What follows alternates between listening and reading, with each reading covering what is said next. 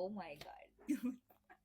Then may dala pa siyang napaka-cute na case. Kung palagi na lang pinapakialaman ng kids nyo ang phone nyo, naku, may nakita ako ditong smartphone na pambata. Palagi itong dumadaan sa FYP ko at naintriga ako dito, kaya i-unbox natin. Let's go.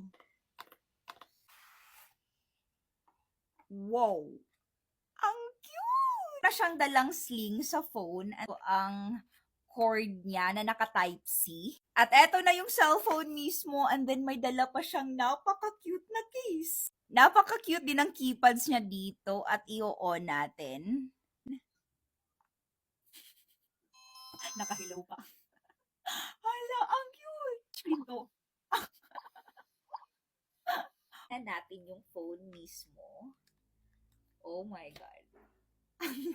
At etong maganda dahil kung mahilig mag-take ng picture ang kids nyo, meron na itong back cam at meron na ding front cam. At eto naman ang sample ng kuha ng camera niya, goods na din. And aside sa pagtitake ng picture, pwede ka ring mag-record ng video dito. May voice record na din to, may alarm, may calculator, calendar, at may pa-flashlight pa. At dahil nga pambatang phone to, kaya hindi mawawala ang maraming games at marami pa silang pwedeng i-explore dito.